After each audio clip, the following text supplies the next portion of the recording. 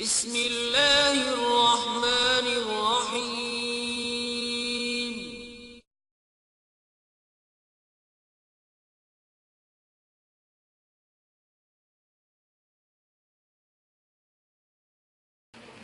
والصلاة والسلام على سيد المرسلين محمد وعلى آله وأصحابه أجمعين ومن تبعهم بإحسان ودعا بدعوتهم إلى يوم الدين. أما بعد فأعوذ بالله من الشيطان الرجيم. بسم الله الرحمن الرحيم.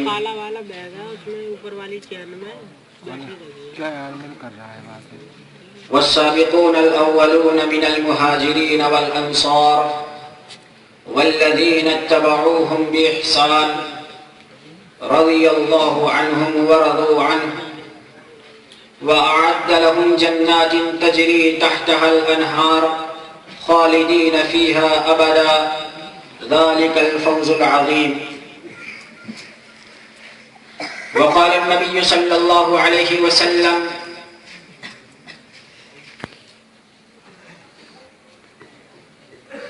لا تسبوا أصحابي فلو أن أحدكم أنفق مثل أحد ذهبا ما بلغ مد أحدهم ولا نصيفه أو كما قال رسول الله صلى الله عليه وسلم. وقال النبي صلى الله عليه وسلم: إذا رأيتم الذين يسبون أصحابي فقولوا لعنة الله على شركم أو كما قال رسول الله صلى الله عليه وسلم.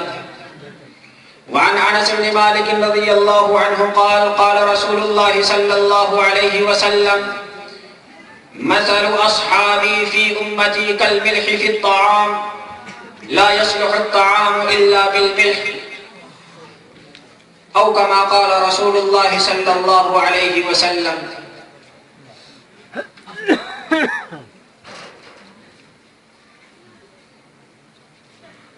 حضرات علماء کرام،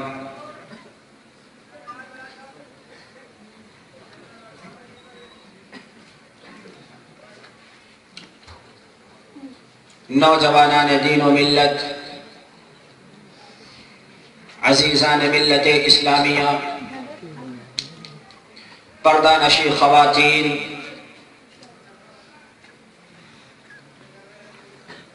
میرے عزیز دینی ایمانی بھائیوں، پیاری ماؤں اور بہنوں،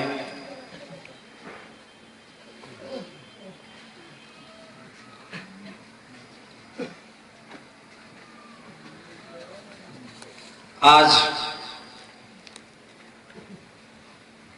بتاریخ 15 نومبر 2015 بمطابق 3 صفر المظفر بروز اتوار 3 ماہ 13 دن کے بعد آپ حضرات کی خدمت میں پھر حاضری کی سعادت نصیب ہوئی ہے۔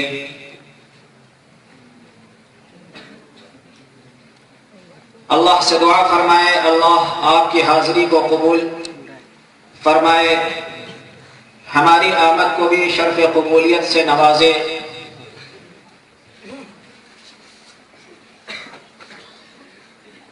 حضرات گرامی،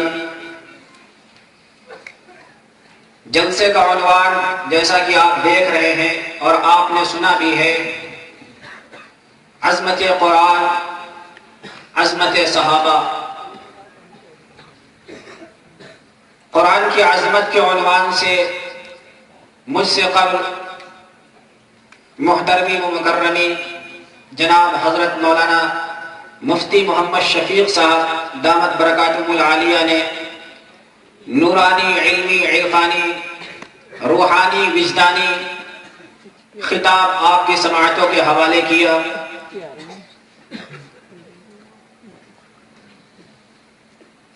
میں بھی آپ حضرات کی خدمت میں عظمت قرآن یا عظمت صحابہ کی مناسبت سے کچھ باتیں آپ حضرات کی خدمت میں عرض کرنے کی جسارت اور کوشش کروں گا۔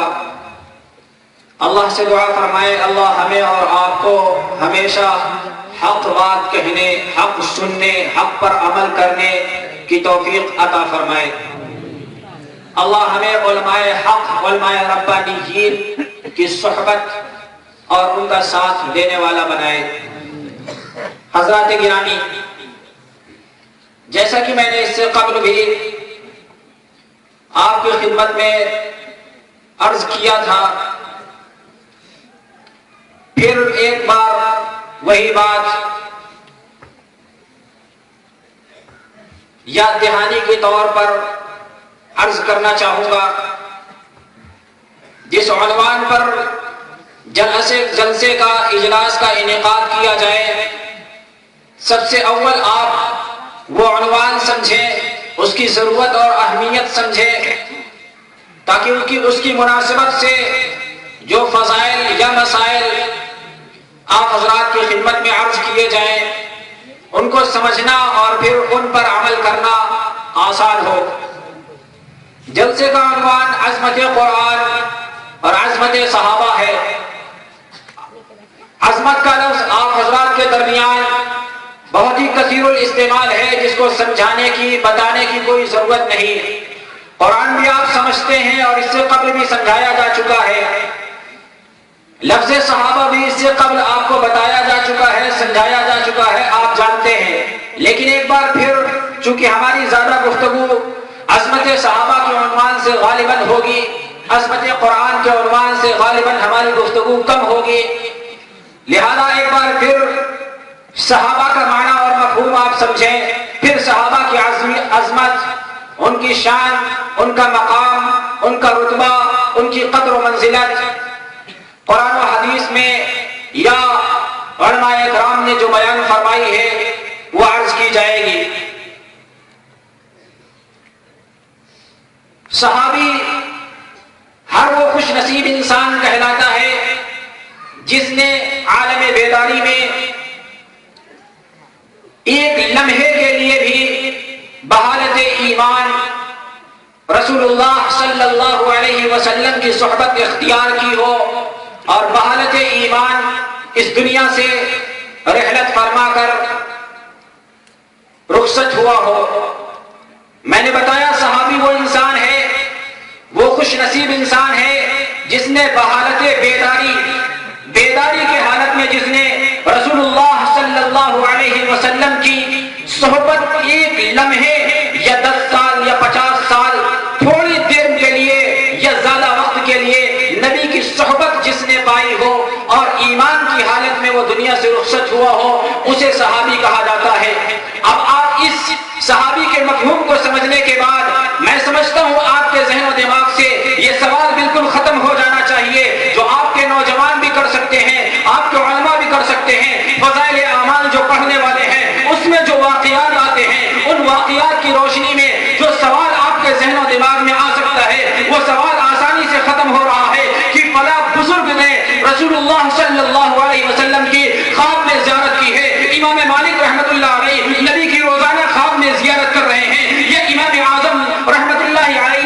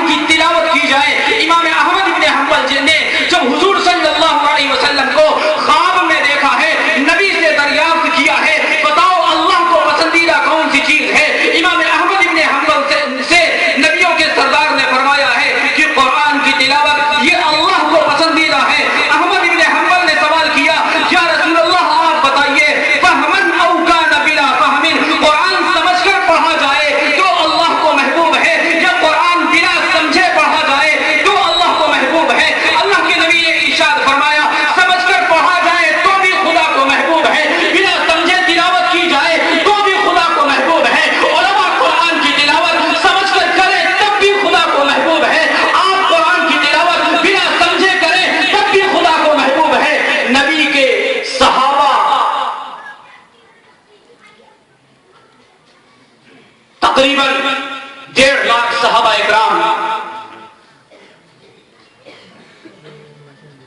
ان 1.5 لاکھ صحابہ اکرام نے نبی کی صحبت اختیار کی تو صحابی بنے. انہوں نے عالم بیداری میں دیکھا ہے، جاگنے کی حالت میں نبی کو دیکھا ہے، اس لیے انہیں صحابی کہا جاتا ہے. اگر ہم اور آپ خواب کی حالت میں 1000 مرتبہ بھی رسول اللہ کی زیارت کر لیں تو ہمیں مقام صحابیت حاصل نہیں ہو سکتا ہے. یاد رکھنا، جب بھی آپ بتائیں کہ صحابی کسی کو کہتے ہیں تو یہ ضرور بتائیں کہ عالم بیداری میں رسول اللہ کی زیارت کرنے والا یا نبی کی صحبت اختیار کرنے والا صحابی کہلاتا ہے. اگر آپ عالم بیداری نہیں کہیں گے تو جو خواب کی حالت میں نبی کو دیکھنے والا ہے وہ بھی اپنے آپ کو صحابی کہہ سکتا ہے. اور آپ میں سے بھی کتنے افراد ہوں گے جو عالم خواب میں نبی کی زیارت کرنے والے ہوں گے. یاد رکھو، آپ 1000 مرتبہ بھی اگر عالم خواب میں نبی کی زیارت کریں تو آپ صحابی نہیں ہو سکتے ہیں. عالم بیداری میں زیارت کرنے والا، عالم بیداری میں نبی کی صحبت اختیار کرنے والا، یہ صحابی ہوتا ہے. اور میں نے بھی یہ تعریف اپنی طرف سے نہیں کی ہے، میں کوئی محقق نہیں ہوں جو میں تحقیق کر کے آپ کے سامنے تعریف پیش کروں. امام اہل سنت والجماعت حضرت مولانا عبدالشکور صاحب لکھنوی رحمت اللہ علیہ نے صحابی کی یہ تعریف سیرت خلفائے راشدین میں کی ہے. سنی عوام کے لیے حوالہ، میں اپنی طرف سے نقل نہیں کیا. تعریف کہاں لکھی ہوئی ہے؟ آسان کتاب ہے اردو میں. اسے صحابی کہتے ہیں. ایک ہو تو صحابی کہتے ہیں، ایک سے زائد ہو تو صحابہ کہتے ہیں. ہم چونکہ کسی ایک صحابی کی عظمت کے قائل نہیں ہیں، لہذا ہمارا عنوان عظمت صحابی نہیں ہے، ہمارا عنوان عظمت صحابہ ہے. ہم سارے صحابہ کی عظمت کے قائل ہیں. یہ نہیں ہو سکتا ہے کسی ایک صحابی کی بھی عظمت پر انکار کر جائیں. ہم تمام صحابہ کی عظمتوں اور رفعتوں کے قائل ہیں. اسی وجہ سے ہمارا عنوان بھی عظمت صحابہ ہے. تقریباً نبی کے صحابہ 1.5 لاکھ ہیں. جب نبی نے دین اسلام کی تبلیغ کی ہے، تقریباً 5 ماہ میں 40 لوگ اسلام میں داخل ہوئے ہیں. اللہ کے نبی میدان بدر میں ہیں، نبی کے ساتھ 313 ہیں، نبی کو شامل کر کے 314 ہیں. اللہ کے نبی میدان احد میں ہیں، 700 صحابہ نبی کے ساتھ میں ہیں. اللہ کے نبی فتح مکہ میں ہیں، 10,000 صحابہ نبی کے ساتھ میں ہیں. نبی حجۃ الوداع میں ہیں، 40,000 صحابہ نبی کے ساتھ میں ہیں. نبی دنیا سے رخصت ہو کر جا رہے ہیں، 1,24,000 صحابہ کو چھوڑ رہے ہیں. اور مفتی شفیع صاحب عثمانی رحمت اللہ علیہ معارف القرآن میں تحریر فرماتے ہیں، کس صفحے کس پیج پہ ہے آپ تلاش کرو کہ تقریباً نبی کے صحابہ 1.5 لاکھ، ورنہ کم سے کم 1,24,000 نبی کے صحابہ یا 1,44,000 نبی کے صحابہ. ہم تمام صحابہ کی عظمتوں کے قائل ہیں، ہم تمام صحابہ کی رفعتوں کے قائل ہیں. لیکن ہاں، بعض لوگ وہ بھی ہیں جو سارے صحابہ کی عظمت کے قائل نہیں ہیں، بلکہ میں اس سے آگے بڑھ کر کہوں وہ کسی ایک صحابی کی بھی عظمت کے قائل نہیں ہے. وہ کسی ایک صحابی کی بھی عظمت کے قائل نہیں ہے. نوٹ کرنا میرے ذہن و دماغ، اپنے ذہن و دماغ کو حاضر کر کے بات کو سماعت کرنا. ایسا نہ ہو بات آپ سنیں اور آپ کے ذہن و دماغ سے بات نکل جائے. میں یہ کہہ رہا ہوں، آج وہ ہے جو کسی ایک صحابی کی بھی عظمت کے قائل نہیں ہے. آپ تو سنتے ہوں گے، ہاں وہ کچھ صحابہ کی عظمتوں کے قائل ہیں، کچھ صحابہ کی عظمتوں کے قائل نہیں ہیں. ٹھیک ہے، آپ کے علاقے میں وہ لوگ نہیں ہیں، لیکن نام لے لینا یہ ہماری ذمہ داری بنتی ہے. ہم اپنے آپ کو اہل سنت والجماعت سنی کہتے ہیں، لیکن ہمارے مقابلے میں جو دین کے سب سے بڑے دشمن ہیں، کافروں سے بڑے دشمن ہیں، عیسائیوں سے بڑے دشمن ہیں، یہودیوں سے بڑے دشمن ہیں، پنڈتوں سے بڑے دشمن ہیں، RSS اور شیو سینا سے بڑے دین کے دشمن ہیں، وہ کسی صحابی کی عظمت کے قائل نہیں ہے. وہ کون ہے جنہیں آپ شیعہ کہتے ہیں؟ وہ کون ہے جنہیں آپ رافضی کہتے ہیں؟ وہ کون ہے جسے عوام کالے کپڑے والا کہتی ہے؟ وہ کون ہے جنہیں کالا کوا کہتے ہیں؟ وہ کون ہے جو کتے اور خنزیر سے بڑا کافر ہے؟ وہ کسی صحابی کی عظمت کا قائل نہیں ہے. میں کتا اور خنزیر بولوں تو یہ بھی کتاب میں لکھا ہوگا، یاد رکھنا. یہ مت سمجھنا کہ ہم اپنی طرف سے بول رہے ہیں، یہ بھی کتاب میں لکھا ہوا میرے.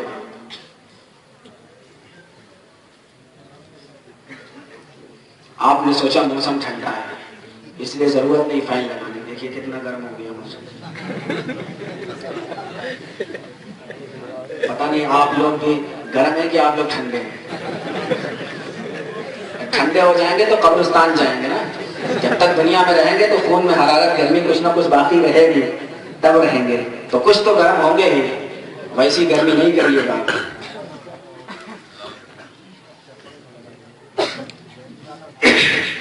میں نے عرض کیا پھر اس کی تھوڑی سی وضاحت کر دیں تاکہ آپ کے ذہن میں بات آ جائے.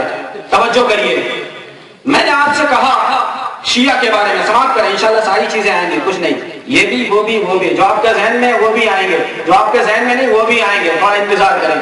میں نے شیعوں کے بارے میں عرض کیا وہ ہندوؤں سے بڑے، کافروں سے بڑے، یہودیوں سے بڑے، عیسائیوں سے بڑے.